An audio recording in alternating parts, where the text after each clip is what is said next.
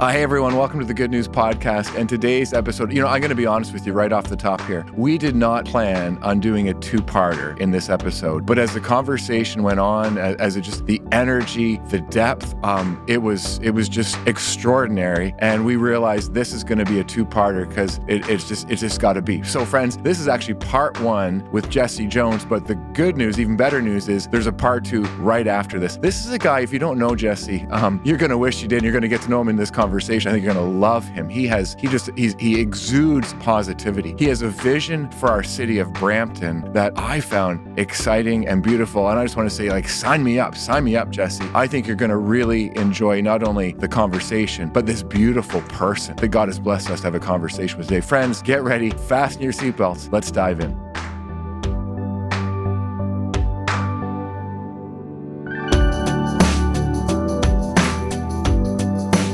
Hey everyone, welcome to the Good News Podcast. I am excited is not the right word because it's way more than excited. I am thrilled and can't wait to have this conversation with Jesse Jones. Jesse, thanks so much for being a part of the Good News Podcast today and really looking forward to a chat here together. Yeah, so am I. It feels really good in here, and I'm ready to get into whatever we get into. Well, let's start with this is called the Good News Podcast. Yes, and I know when we were talking recently, you really had a really beautiful and big vision for just sharing the good news of Brampton, recognizing that sometimes what we hear about is all the negative stuff, and just wanted to offer something different from that. And tell us a bit about that, because I just thought that was awesome what you were talking about. Yeah, growing up here, going to high school here, leaving to go to university, but then,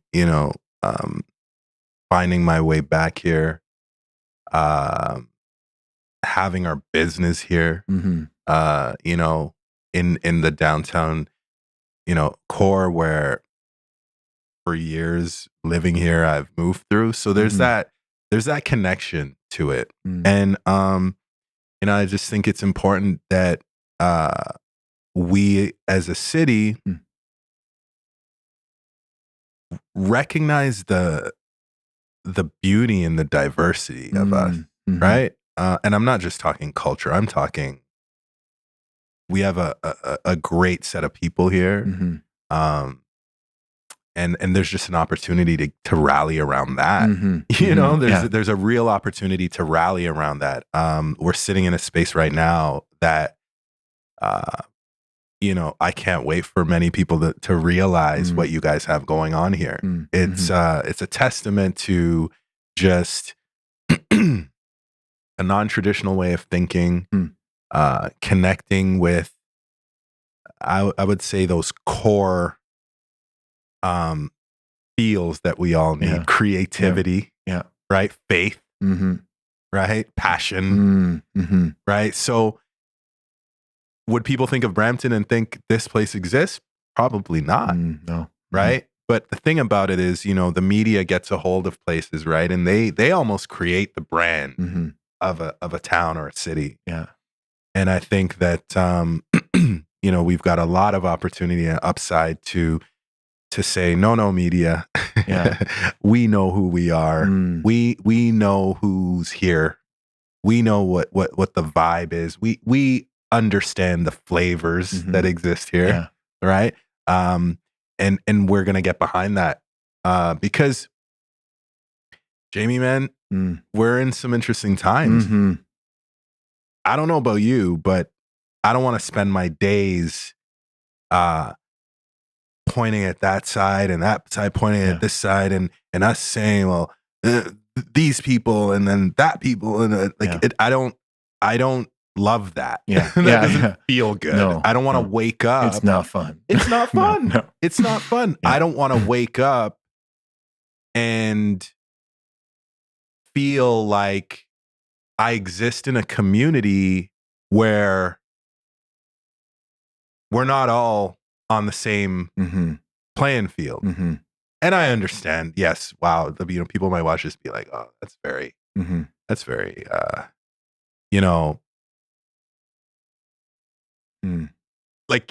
it be great if that was the case, right? Yeah. But for me, it's more, it can be the case if that's how we move. Yeah, for sure. Let's make it that way. Yeah, absolutely, right? Absolutely. Well, and you're hitting something really, really deep within me. My wife Katrina and I have felt called to Brampton. Like we love this city. When we hear people saying, "Oh, we want to move because there's this and that," like, you know what? We love you, but if this ain't where you want to be, and if you don't want to be part of the movement to create a better Brampton, then we just say, "God bless you where you're going." Like, good for you, But we just want to gather together, like you say, with like-minded people who have a vision for the city and want to roll up our sleeves and work at it together. And you mentioned brand, eh? And yeah. I can't help. No, which is awesome. Like, I can't help. What would you say? What would be the brand of Brampton that you envision? That maybe is already there, but I feel like you're naming and claiming in a way that would be helpful for a bunch of us to say, yeah, I can get behind that. What would that be like? How would you describe that? I mean, for me, this is a place where we have many, many different flavors here. And I'm not just talking food. That's definitely the case. You know what I mean? That's definitely the case. Sure. But there are people in Brampton from many different parts of the world. The median age in Brampton is 35. So that means the future is, these developing families, right? These youth coming in, and what does that look like? And where is everybody coming from? And how are we existing here together, right? Brampton's had history. Next year is the 50th, right? Yeah. Wow. So there's a lot, there's been a lot of change there. But for me, it's about, we understand the history of a place, right? But we have to also understand what it's becoming and where it's going. And so for me, that's all about something that everybody can ladder up to. And for me, I've been, kind of riffing around this word flavors because we all have flavor, right? You know what I mean? Like different flavors. Sure. Yeah. Different personalities, different ways we go about things, different ways we think about things, different businesses, different music, different food, different texture, different clothing, different, but we exist here together, and that makes this vibrant culture. Absolutely. Again, it's about brand. At the end of the day, whether we decide to rally around something or not, the media is going to do what it's going to do. Okay? Yeah. And so for me, it's about, we have a real opportunity to kind of get together around our differences, around our similarities, but ultimately, I mean, just around the human piece. Because I really do believe that no matter where we come from, there are some specific tenets that we all want to hang on to, and we all want to feel. Yeah. And so, I'm really in the space now of connecting worlds, connecting people. That's what I want to wake up every day and do. Oh, I get to do that through work in a number of different ways. Yeah. But my ultimate calling, I think, is to bring people together. It's what I get great joy out of. And so for me, seeing Brampton as a city of flavors, or the flavor city as a place where, we're really uniting around that difference and that taste, that to me seems like something we could all get behind. Yeah, for sure. Yeah, I'm seeing a recipe where all these flavors come together, right? Because that's the best. Look at plate that. Is when you got all those flavors coming together. There's so many ways to play on this. Exactly. Which is you're putting on your ad agency hat right now because sign me up, big guy. Right? Yeah, you know what I mean. I'm in. But like what you just said there, I'm seeing a recipe. Yeah. Right. Like to me, I think of the recipe and I think, wow, the interchangeable ways that can play out. What was handed down, but then how we take it and we spin it to make it a little bit. Yes, it was grandma's. Yeah, but I'm trying to make it now. So do I add a little? Gonna let a little hot sauce? Yeah, what is it? What is it that right? Yeah, and then the flavor, the whole thing around that is like, okay, so now when people, try it, what is that like? Yeah, that's an opportunity for us to bring people in. So yeah, it does have that feel of, I think that obviously the first place we go is kind of in that food space, but what food does for people is it brings people together. It's this common. Yeah. So Yeah. it's, when I think of this city and I think of, coming together around something, that's the word that I am completely almost obsessed with right now, because it's really like, it really speaks to everything and everyone. Yeah. Which I think is that word connect. You talk about feeling called to connect, to bring people together. And my experience of you, Jesse, is you have an incredible gift to connect with people. Every time you walk into a room, people feel connected to you. Like, it's a beautiful gift that God has blessed you with, from what I see. I feel privileged to have experienced just a few times we've been together. I look forward to it, many more over the years to come. But what's interesting, oh man, like, I so mean it. Yeah. What's interesting to me is we are living in a time, I believe, where people are literally yearning for connection more than they ever have before, because of what we've come through and are coming through as far as this pandemic and the isolation, the loneliness, the shifting, the transition, the change. Everything's up in the air, and we just need each other, and we need connection with others, with people, with God, more than ever before. And so this calling on your life to help connect people, what's at the heart of that for you? What's your sense of where has that come from? How does that rise up in you as a life purpose, which is so beautiful, and God has gifted you at it in such beautiful ways, from my perspective? First of all, thank you for that. I appreciate that a lot. When I'm still and I'm able to just be like, okay, what brings me joy? What just generally brings me joy? It's seeing somebody feel what I was gifted with from my parents. And you know, God rest my mother's soul. What a privilege it was to grow up with that type of an example as a mother, as a person, as a woman, as a Black woman, but just as a human being who has passion and chased it and made a life out of it. She made my brother and I feel like whatever you put your mind to, you can achieve it.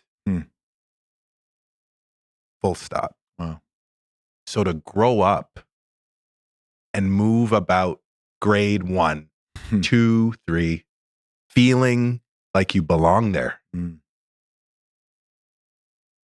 I've received a gift that I will forever, and didn't realize it, right? I wish I could say this to her, right? But I know she, it's being said, and I know she probably, is just raising us with this based on her experiences and just wanting to make sure that her sons were ready for this world. But to go out in it and feel like you can do it, like anything you want to do, feel like any room is yours. I was born in Sudbury, Ontario. My parents immigrated to Canada. My mother went to University of Windsor, met my father in the theater. They then moved up to Canada. My father was in pharmaceuticals. His first territory was Kapuskasing, Timmins, Sudbury. So they moved to Sudbury. I'm born there. 5 years later, my brother's born there.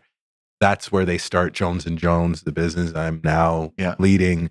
But we moved to Toronto area when I was 5. But all of this to say, I was born in Sudbury, Ontario. So we were one of very few Black Afro-Caribbean families at the time. But I'm growing up in a place where I'm in class and not a lot of people look like me. But that wasn't a thing for me. It was more like, this is my place. Okay. I don't remember feeling like it was, because at home I'm getting this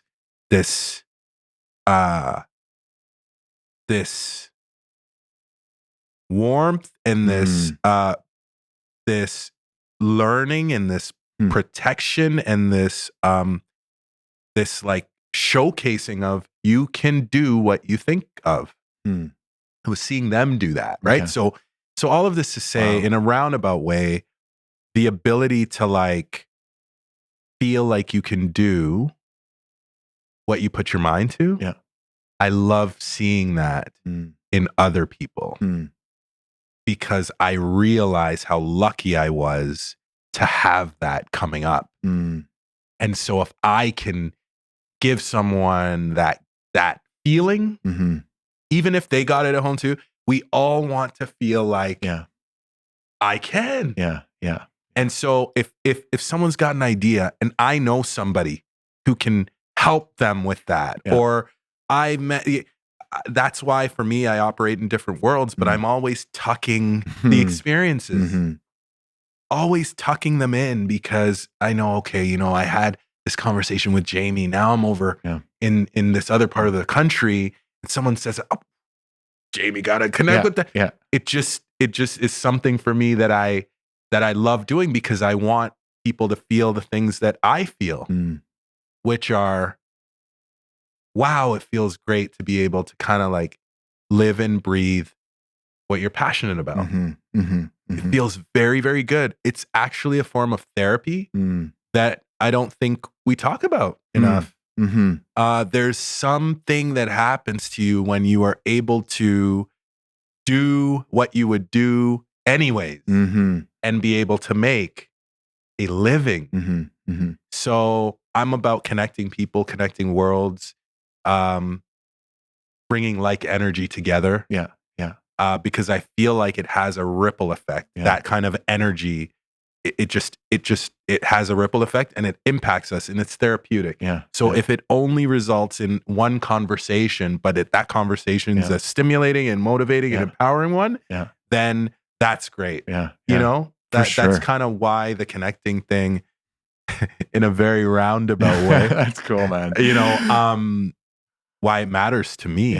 You know? No, what I'm hearing is it's core to who you are. Like it's not just what you do. This is who you are, and it leads to what you do. I think it's important too that like with social media and stuff, there's a lot of projection. There's a lot of projection in terms of like it's almost like this.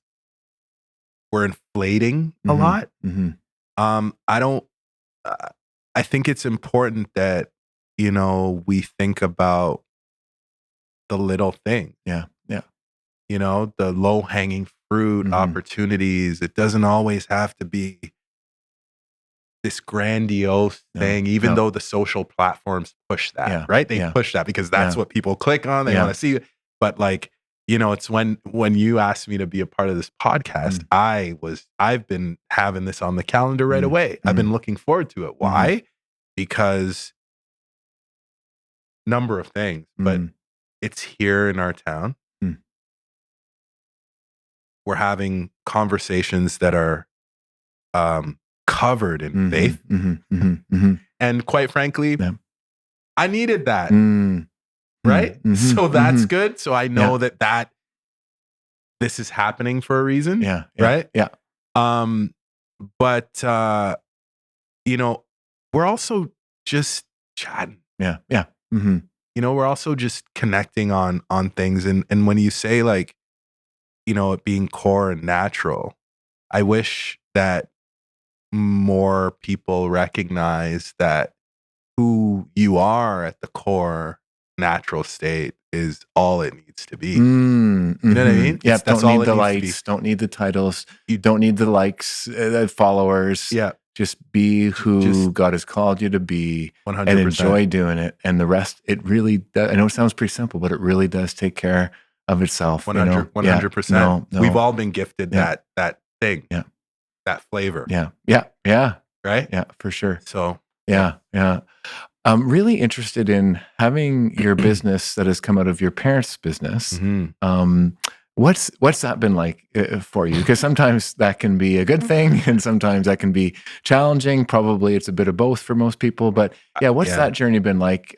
Taking on the family business, moving that forward. Yeah. Mhm. How much time do you have? Oh man. Whew. What's that been like?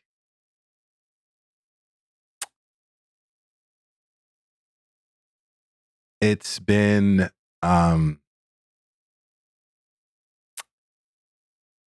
emotional Mhm. because my mother Mhm. she was the face of Jones and Jones. Mhm. I've spent my years. I went to school for communications and marketing. Shout out to the University of Ottawa, Cool. my alma mater.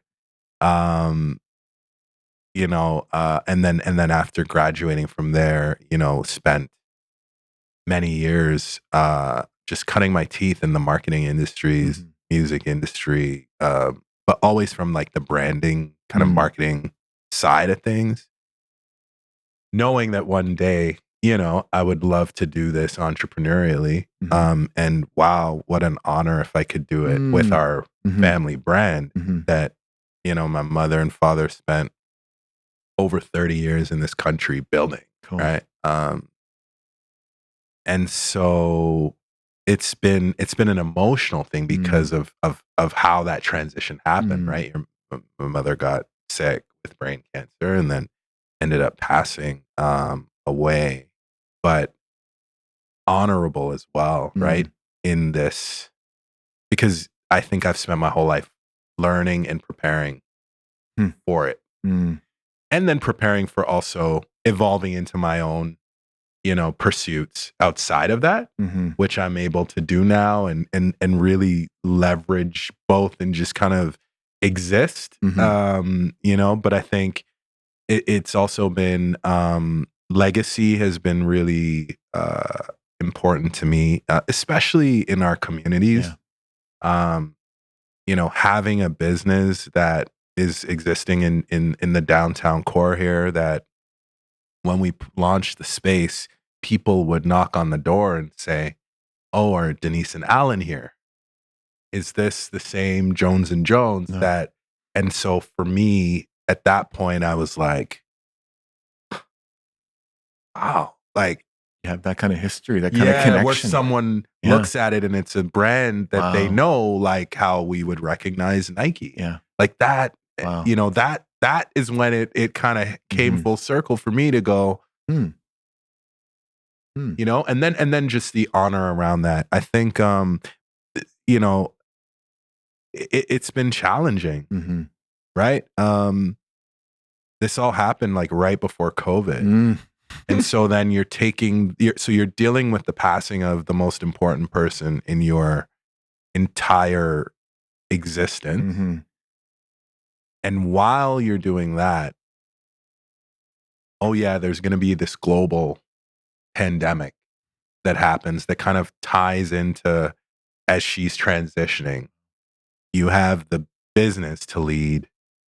Your family dynamics have completely changed and will never be the same. Mhm. Mhm. um,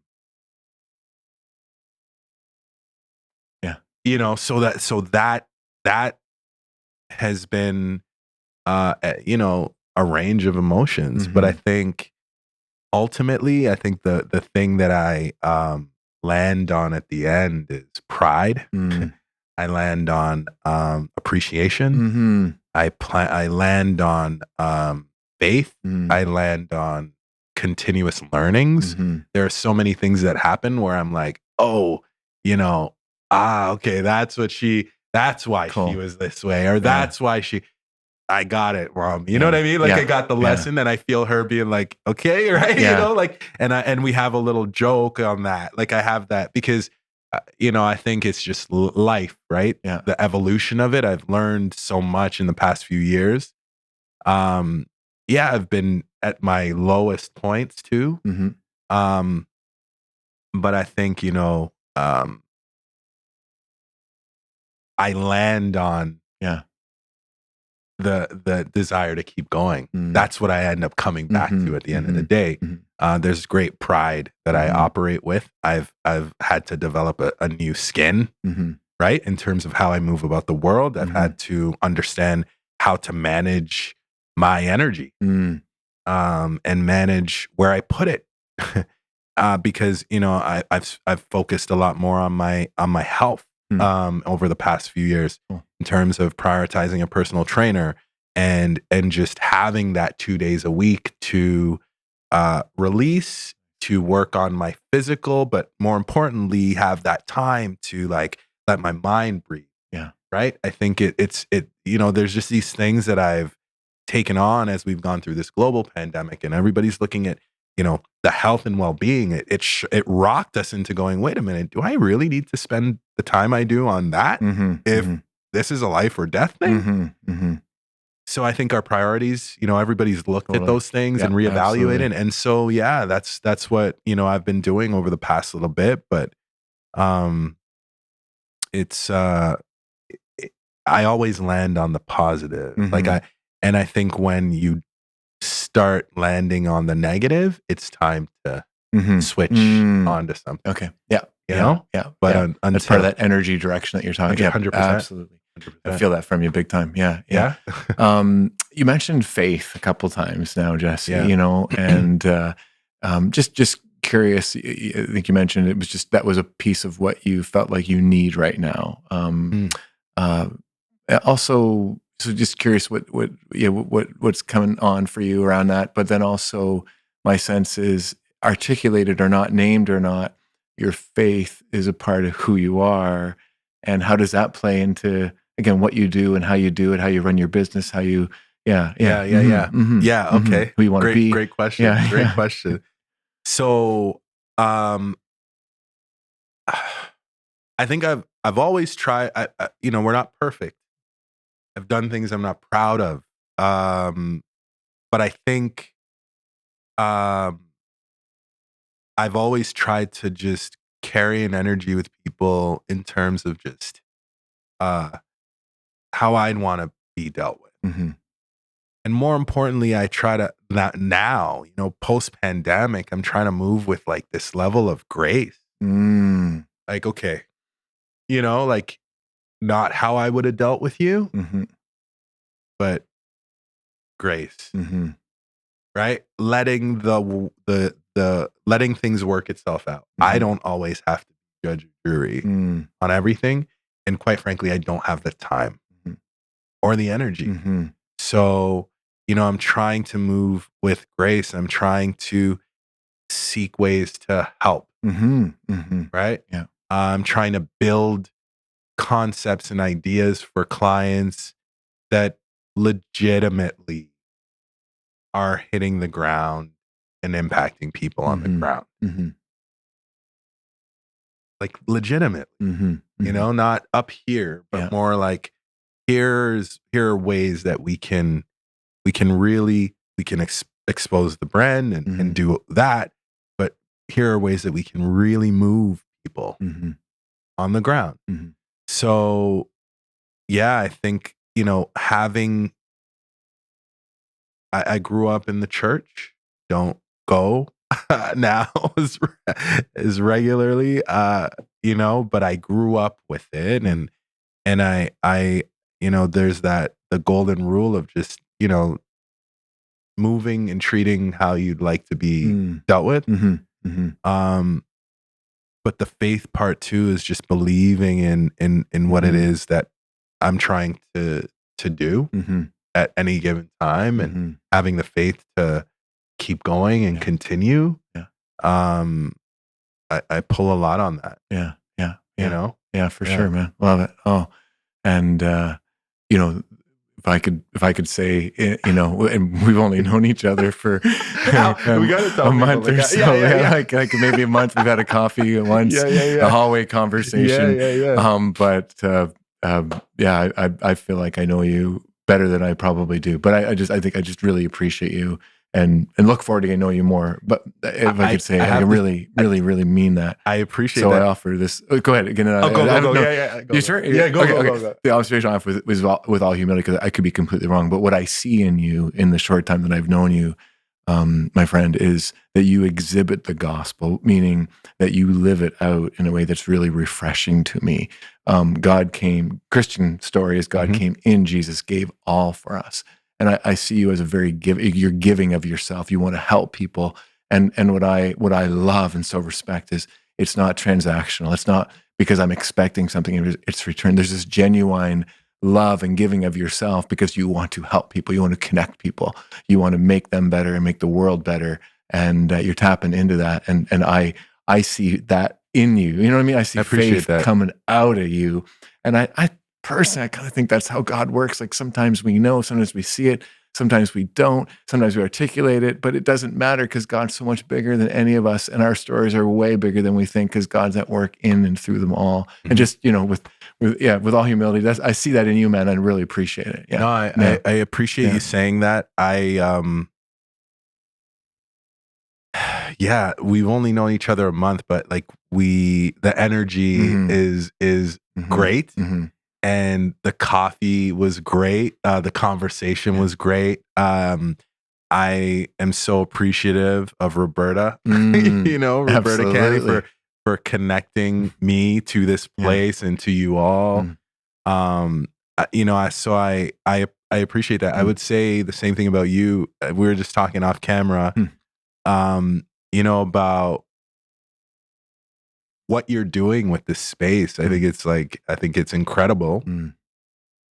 I think the way you are reaching out first to connect with people before talking about anything, you're living the gospel. So you don't need to be talking at them first. It's more like you're so welcoming that it's like, okay, well, eventually you're going to find out about how we move here and how we do what we do. Yeah, exactly. But spirit of how you're moving is just very open, like to everybody. And I think it's a beautiful way to be. It actually is what we're all supposed to be doing around this. Does that happen? I don't know, but you all are exhibiting it, and it's appreciated. It's appreciated. It's allowed me to come in here and have this conversation and have this sit down for an hour in the afternoon and we reason.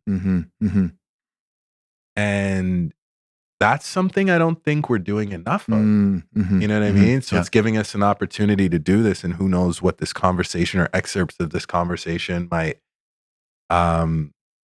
inspire for somebody. But I just feel appreciative, and I feel like you have this knack of being able to guide, conversation, guide interaction, bring people together as well. So I would say the same for you, and you're living it out, right? You're living it out as a leader here, in a time where I think that's the energy people need. You know what I mean? Yeah. No.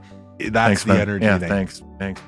Well, I don't know about you, but I am so glad there is a part to this conversation, and I don't want to get too far into that one, but man, it is just as good or better. We get into racial reconciliation, some significant work that Jesse's doing. But man, when I think about what we just covered here today, there's this idea of family and just running a family business and a legacy that continues. And I was really moved by the way Jesse and his brother have taken on this business and really taken it in new ways and new places, but still honored the past. That was for me a huge lesson, that we can do that, move into the new, but still honor the past in really, really significant ways. I love that idea of flavors, and just bringing our flavors, our differences, our variety together. What a great vision for our city. So glad you could join us. Again, we'll be back with Jesse again next week for part 2. Hope you can join us for that. Always great to have you as part of the Good News Podcast family.